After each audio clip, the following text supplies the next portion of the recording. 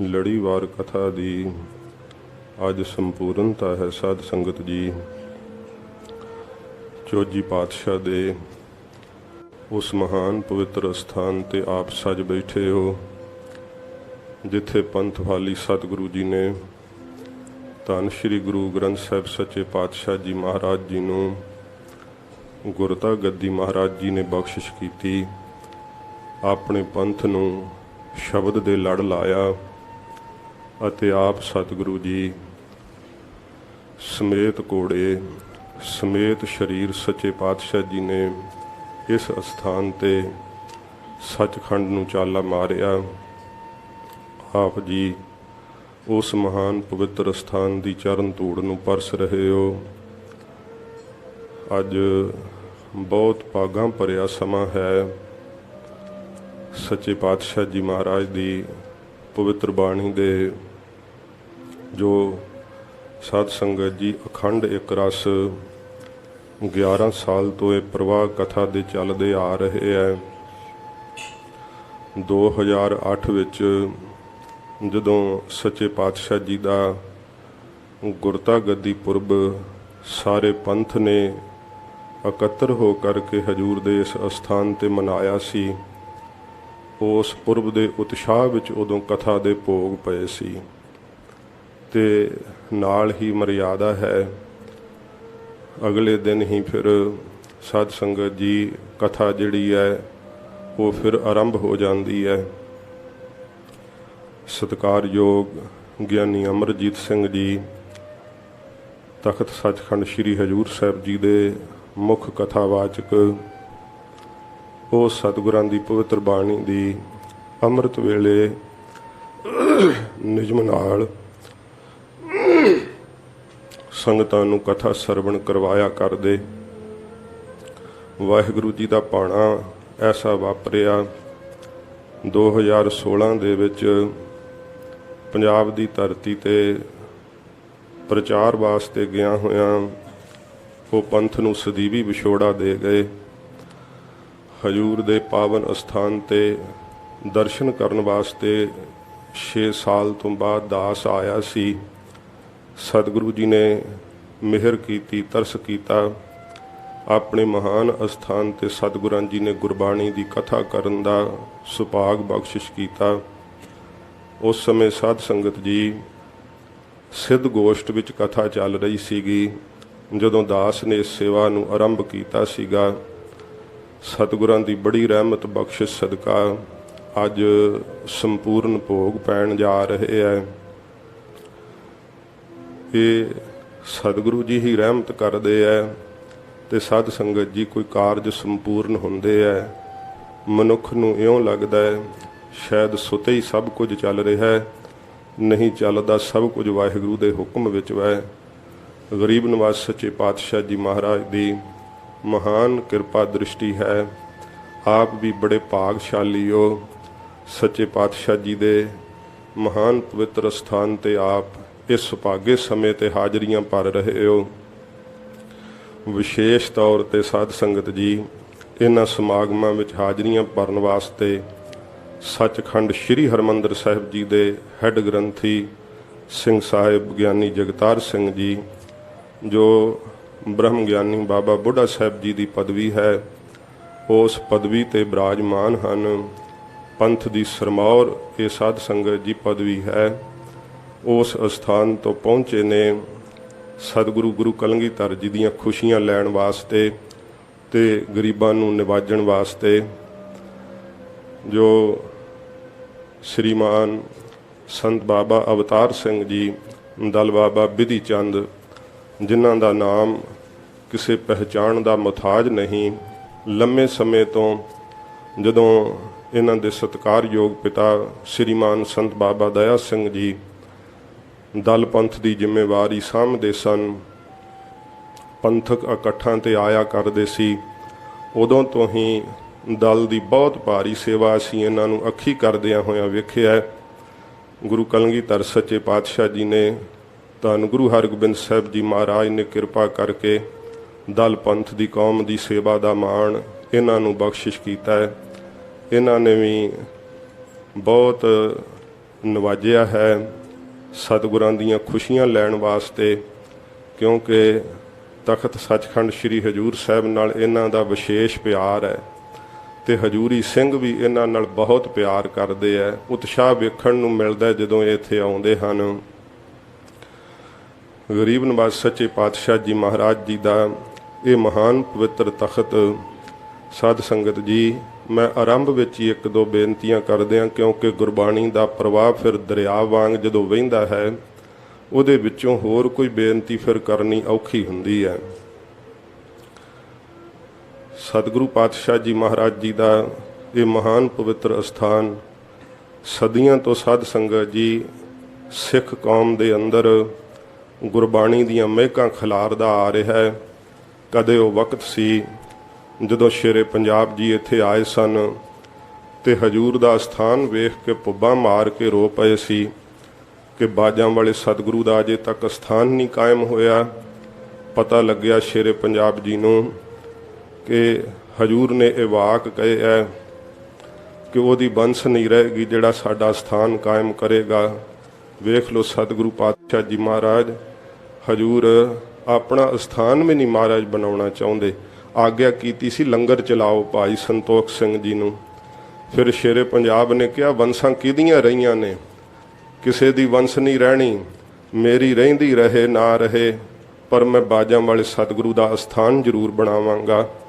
ਜਿਸ ਪਵਿੱਤਰ ਸਥਾਨ ਤੇ ਆਪ ਸਜੇ ਬੈਠੇ ਹੋ, ਇਹ ਸਾਧ ਸੰਗਤ ਜੀ ਸ਼ੇਰੇ ਪੰਜਾਬ ਮਹਾਰਾਜਾ ਰਣਜੀਤ ਸਿੰਘ ਸਾਹਿਬ ਜੀ ਦੇ ਰਾਜ ਕਾਲ ਦੇ ਸਮੇਂ ਬਣੀ ਹੋਈ ਪੰਥ ਦੀ ਇਹ ਪਵਿੱਤਰ ਵਿਰਾਸਤ, ਇਹ ਇਮਾਰਤ ਜਿੱਥੇ ਆਪ ਸਜੇ ਬੈਠੇ ਹੋ।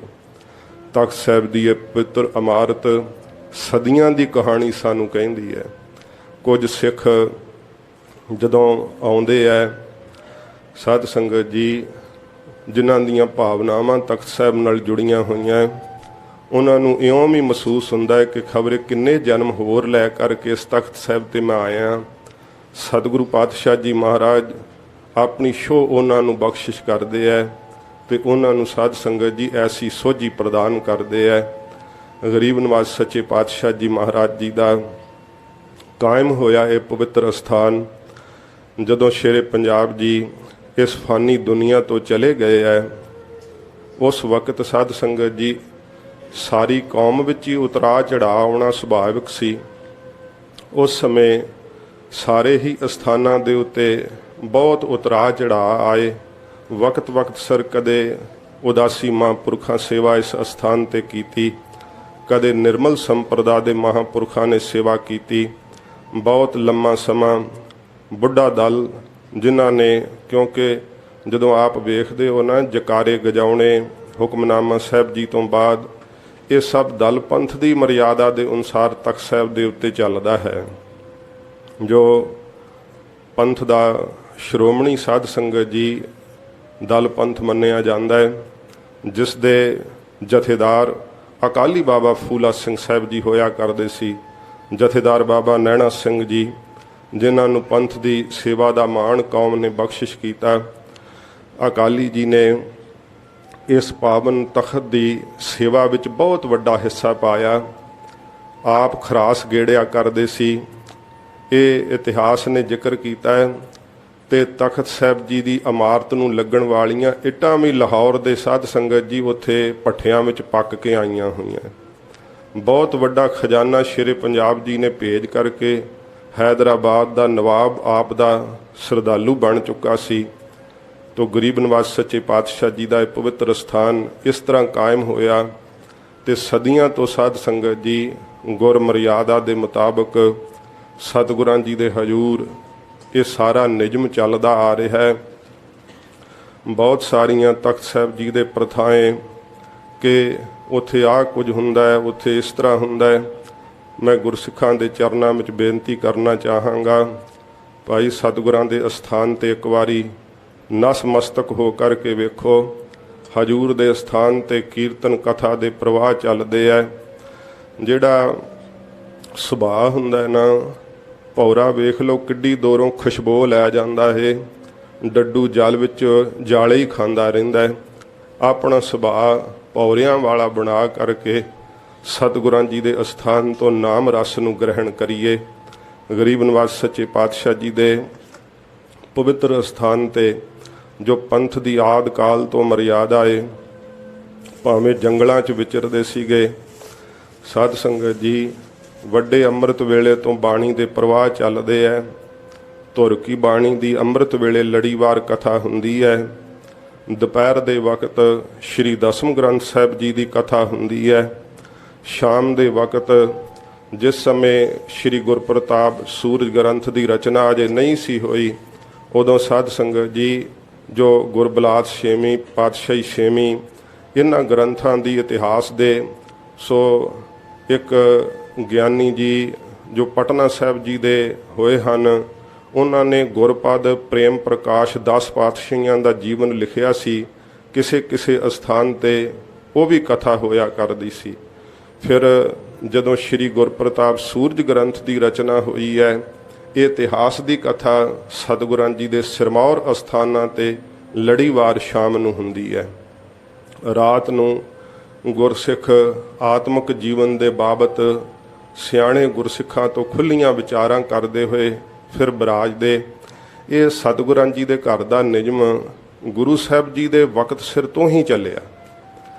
ਸੱਚੇ ਪਾਤਸ਼ਾਹ ਜੀ ਮਹਾਰਾਜ ਆਪ ਦੀਵਾਨ ਸਜਾਉਂਦੇ, ਸੰਗਤਾਂ ਨੂੰ ਉਪਦੇਸ਼ ਦਿੰਦੇ। ਉਹੋ ਹੀ ਮਰਿਆਦਾ ਸਤਿਗੁਰਾਂ ਜੀ ਦੇ ਤਖਤ ਸਾਹਿਬ ਤੇ ਸਾਧ ਸੰਗਤ ਜੀ ਨਿਰੰਤਰ ਇੱਕ ਰਸ ਚੱਲਦੀ ਆ ਰਹੀ ਹੈ। ਗਰੀਬ ਨਿਵਾਜ ਸਤਿਗੁਰੂ ਜੀ ਦੀ ਕਿਰਪਾ ਸਦਕਾ ਜਿਹੜੇ ਆਤਮਿਕ ਖੋਜੀ ਨੇ, ਜਿਨ੍ਹਾਂ ਦੇ ਮਨ ਦੇ ਅੰਦਰ ਇਹ ਹਜੂਰ ਨੇ ਭਾਵਨਾ ਬਖਸ਼ੀ ਹੈ ਕਿ ਮਨੁੱਖਾ ਜਨਮ ਮਿਲਿਆ ਤੇ ਇਹਦੀ ਸਫਲਤਾ ਵਾਸਤੇ ਕੋਈ ਮਨਾ ਯਤਨ ਕਰੀਏ, ਉਹ ਸਾਧ ਸੰਗਤ ਜੀ ਫਿਰ ਸਤਿਗੁਰਾਂ ਦੀ ਧੁਰ ਕੀ ਬਾਣੀ ਦੀ ਕਥਾ ਪਿਆਰ ਸ਼ਰਧਾ ਨਾਲ ਸਰਵਣ ਕਰਦੇ ਹੈ। ਜੋ ਸਤਿਗੁਰਾਂ ਜੀ ਦੀ ਇਹ ਪਵਿੱਤਰ ਬਾਣੀ ਭੋਗ ਦੇ ਸ਼ਲੋਕ ਆਰੰਭ ਹੋਣ ਜਾ ਰਹੇ ਹੈ। ਸਾਧ ਸੰਗਤ ਜੀ ਸਤਸੰਗੀ ਜੋ ਰੋਜ਼ ਦੇ ਹਨ, ਕਿਉਂਕਿ ਹੁਣ ਵਿਸਥਾਰ ਨਹੀਂ ਹੋਵੇਗਾ, ਤਕਰੀਬਨ 4 ਅੰਗ ਦੀ ਕਥਾ ਹੋਣੀ ਹੈ। ਟੂਕ ਮਾਤਰ ਹੀ ਜਿੱਥੇ ਲੋੜ ਹੋਵੇਗੀ ਉੱਥੇ ਜ਼ਰੂਰ 1-2 ਸ਼ੰਕੇ ਆਉਣਗੇ, ਤਾਂ ਉਹਨਾਂ ਦੀ ਨਿਵਰਤੀ ਵੀ ਸਤਿਗੁਰਾਂ ਜੀ ਨੇ ਜਿਵੇਂ ਬਖਸ਼ਿਸ਼ ਕੀਤੀ ਹੈ, ਜਿਵੇਂ ਸਾਡੇ ਪੁਰਖਿਆਂ ਨੇ ਬਖਸ਼ਿਸ਼ ਕੀਤੀ ਹੈ, ਉਹਦਾ ਮੈਂ ਨਾਲ ਟੂਕ ਮਾਤਰ ਜ਼ਿਕਰ ਜ਼ਰੂਰ ਕਰਾਂਗਾ। ਸੱਚੇ ਪਾਤਸ਼ਾਹ ਗਰੀਬ ਨਿਵਾਜ ਸਤਿਗੁਰੂ ਜੀ ਜਿਵੇਂ ਆਪਣੇ ਪਵਿੱਤਰ ਮੁਖਾਰਬਿੰਦ ਤੋਂ ਉਪਦੇਸ਼ ਬਖਸ਼ਦੇ ਹੈ, ਇਹ ਸਾਧ ਸੰਗਤ ਜੀ ਅੰਮ੍ਰਿਤ ਬਾਣੀ ਬੈਰਾਗ ਨੂੰ ਪੈਦਾ ਕਰਦੀ ਹੈ। ਇਹ ਨਾ ਜਾਣਨਾ ਕਿ ਕੌਣ ਕਥਾ ਕਰ ਰਿਹਾ ਹੈ ਤੇ ਕੌਣ ਬੈਠਾ ਸੁਣ ਰਿਹਾ ਹੈ। ਸਤਿਗੁਰੂ ਗੁਰੂ ਤੇਗ ਬਹਾਦਰ ਸੱਚੇ ਪਾਤਸ਼ਾਹ ਜੀ ਉਪਦੇਸ਼ ਦੇ ਰਹੇ ਹੈ ਤੇ ਮੈਂ ਜਗਿਆਸੂ ਹੋ ਕਰਕੇ ਸੁਣ ਰਿਹਾ। ਉਹਨੂੰ ਸਾਧ ਸੰਗਤ ਜੀ ਇਹ ਆਤਮਾ ਦਾ ਬੋਧ ਪ੍ਰਦਾਨ ਕਰੇਗੀ। ਗਰੀਬ ਨਿਵਾਜ ਸੱਚੇ ਪਾਤਸ਼ਾਹ ਜੀ ਮਹਾਰਾਜ ਨੇ ਇਸ ਅੰਮ੍ਰਿਤ ਬਾਣੀ ਦੇ ਅੰਦਰ ਸਿੱਖਾਂ ਨੂੰ ਉਪਦੇਸ਼ ਦਿੱਤਾ ਹੈ। ਔਰੰਗਜ਼ੇਬ ਦੇ ਨਾਲ ਸੱਚੇ ਪਾਤਸ਼ਾਹ ਦੇ ਪ੍ਰਸ਼ਨ ਉੱਤਰ ਹੋਏ ਹੈ। ਗਰੀਬ ਨਿਵਾਜ ਨੇ ਮੁਕਤ ਪੁਰਖ ਦੀ ਨਿਸ਼ਾਨੀਆਂ ਦਸੀਆਂ ਨੇ। ਫਿਰ ਮਹਾਰਾਜ ਜੀ ਨੇ ਬਖਸ਼ਿਸ਼ ਕੀਤੀ ਹੈ ਕਿ ਗਿਆਨੀ ਕਿਹਨੂੰ ਕਹਿੰਦੇ ਹੈ, ਉਹਦਾ ਲੱਛਣ ਮਹਾਰਾਜ ਜੀ ਨੇ ਦੱਸਿਆ ਹੈ। ਫਿਰ ਸਤਿਗੁਰਾਂ ਨੇ ਇਸ ਬਾਣੀ ਦੇ ਅੰਦਰ ਇਸ ਸੰਸਾਰ ਨੂੰ ਨਾਸ਼ਵੰਤ ਦਰਸਾਇਆ, ਸਰੀਰ ਨੂੰ ਨਾਸ਼ ਹੋ ਜਾਣ ਵਾਲਾ ਦੱਸਿਆ। ਹਜੂਰ ਨੇ ਆਪਣੇ ਬਿਰਧ ਮਾਤਾ ਨਾਨਕੀ ਜੀ ਨੂੰ ਵੀ ਸੱਚੇ ਪਾਤਸ਼ਾਹ ਨੇ ਧੀਰਜ ਇਹਨਾਂ ਸ਼ਲੋਕਾਂ ਵਿੱਚ ਬਖਸ਼ਿਸ਼ ਕੀਤੀ ਹੈ। ਆਪਣੇ ਮਹਿਲ ਸ਼੍ਰੀ ਮਾਤਾ ਗੁਜਰੀ ਜੀ ਨੂੰ ਵੀ ਸੱਚੇ ਪਾਤਸ਼ਾਹ ਜੀ ਨੇ ਧੀਰਜ ਬਖਸ਼ਿਸ਼ ਕੀਤੀ ਹੈ। ਫਿਰ ਸਤਿਗੁਰਾਂ ਜੀ ਨੇ ਗੁਰੂ ਗੋਬਿੰਦ ਸਿੰਘ ਸੱਚੇ ਪਾਤਸ਼ਾਹ ਜੀ ਮਹਾਰਾਜ ਦੀ ਪਰਖ ਵੀ ਕੀਤੀ ਹੈ। ਹਜੂਰ ਨੇ ਫਿਰ ਉੱਤਰ ਘੱਲਣਾ ਗੁਰੂ ਗੋਬਿੰਦ ਸਿੰਘ ਸਾਹਿਬ ਜੀ ਨੇ, ਉਹ ਵੀ ਸ਼ਲੋਕ ਦਰਜ ਹੈ। ਫਿਰ ਸਤਿਗੁਰੂ ਜੀ ਨੇ 3 ਸ਼ਲੋਕ ਉਚਾਰਨ ਕਰਕੇ ਮਹਾਰਾਜ ਨੇ ਗੁਰਤਾ ਗੱਦੀ ਅਰਪਣ ਕਰ ਦਿੱਤੀ ਹੈ। ਇਹ ਗਰੀਬ ਨਿਵਾਜ ਸੱਚੇ ਪਾਤਸ਼ਾਹ ਜੀ ਮਹਾਰਾਜ ਦੇ ਸ਼ਲੋਕਾਂ ਦਾ ਸਾਧ ਸੰਗਤ ਜੀ ਪ੍ਰਕਰਣ ਆਵੇਗਾ।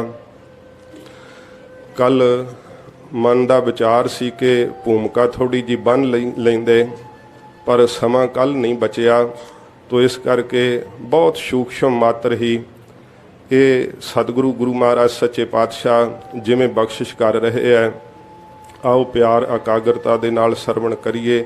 ਬਹੁਤ ਸੂਖਸ਼ਮ ਹੀ ਭੂਮਿਕਾ ਬਣਾਂਗਾ, ਕਿਉਂਕਿ ਸਮਾਂ ਜੇ ਭਾਵੇਂ ਕਿ ਵਧੀਕ ਹੈ, ਪਰ ਫਿਰ ਵੀ ਇੰਨੀ ਕਥਾ ਲਈ ਫਿਰ ਵੀ ਥੋੜਾ ਹੈ। ਤੋ ਸੱਚੇ ਪਾਤਸ਼ਾਹ ਜੀ ਮਹਾਰਾਜ ਕਿਰਪਾ ਕਰਨ, ਹਜੂਰ ਦੇ ਪਵਿੱਤਰ ਚਰਨਾਂ ਦਾ ਆਪ ਜੀ ਧਿਆਨ ਕਰਦੇ ਹੋਏ ਮਨ ਦੀ ਇਕਾਗਰਤਾ ਬਣਾਓ ਤੇ ਮੁਖ ਤੋਂ ਆਖੋ ਸਤਨਾਮ ਸ਼੍ਰੀ ਵਾਹਿਗੁਰੂ ਸਾਹਿਬ ਜੀ। ਸਤਨਾਮ ਸ਼੍ਰੀ ਵਾਹਿਗੁਰੂ ਸਾਹਿਬ ਜੀ। ਸਤਨਾਮ ਸ਼੍ਰੀ ਵਾਹਿਗੁਰੂ ਜੀ। ਇਕ ਓੰਕਾਰ ਸਤਿਗੁਰ ਪ੍ਰਸਾਦ। ਹਜੂਰ ਬੀਜ ਮੰਤਰ ਉਚਾਰ ਕਰਕੇ ਆਰੰਭਤਾ ਕਰਦੇ ਹੈ। ਸਾਧ ਸੰਗਤ ਜੀ, ਇਹਨਾਂ ਪਵਿੱਤਰ ਸ਼ਲੋਕਾਂ ਨੂੰ, ਇਸ ਪਵਿੱਤਰ ਬਾਣੀ ਨੂੰ ਪੰਥ ਵਾਲੀ ਸਤਿਗੁਰੂ ਧੰਨ ਗੁਰੂ ਗੋਬਿੰਦ ਸਿੰਘ ਸੱਚੇ ਪਾਤਸ਼ਾਹ ਜੀ ਮਹਾਰਾਜ ਜੀ ਨੇ ਸ੍ਰੀ ਗੁਰੂ ਗ੍ਰੰਥ ਸਾਹਿਬ ਜੀ ਦੇ ਅੰਦਰ ਦਰਜ ਕੀਤਾ ਹੈ। ਦਮਦਮਾ ਸਾਹਿਬ ਦੀ ਪਾਵਨ ਧਰਤੀ ਤੇ ਸਤਿਗੁਰਾਂ ਜੀ ਨੇ ਆਪਣੇ ਸ਼੍ਰੀ ਕੰਠ ਤੋਂ ਉਚਾਰ ਕਰਕੇ ਇਹ ਅੰਮ੍ਰਿਤ ਬਾਣੀ ਨਾਵੇਂ ਪਾਤਸ਼ਾਹ ਧੰਨ ਗੁਰੂ ਤੇਗ ਬਹਾਦਰ ਸਾਹਿਬ ਜੀ ਦੀ ਸਾਰੀ ਬਾਣੀ ਕ੍ਰਮਵਾਰ ਰਾਗਾਂ ਵਿੱਚ ਚੜ੍ਹਾਈ। ਇਹ ਪਵਿੱਤਰ ਸ਼ਲੋਕ ਸਤਿਗੁਰਾਂ ਜੀ ਨੇ ਦਰਜ ਕੀਤੇ। ਗਰੀਬ ਨਵਾਜ਼ ਸੱਚੇ ਪਾਤਸ਼ਾਹ ਬੀਜ ਮੰਤਰ ਆਰੰਭ ਵਿੱਚ ਰੱਖ ਕਰਕੇ ਬਖਸ਼ਿਸ਼ ਕਰਦੇ ਹੈ। ਅਦਵੈਤ ਸਰੂਪ ਵਾਹਿਗੁਰੂ ਇੱਕ ਹੈ, ਓੰਕਾਰ ਸਰਬ ਦਾ ਪ੍ਰਕਾਸ਼ਕ ਹੈ। ਸਤਿਗੁਰੂ ਜੀ ਦੀ ਪ੍ਰਸਾਦ ਕਿਰਪਾ ਨਾਲ ਪ੍ਰਾਪਤ ਹੁੰਦਾ ਹੈ।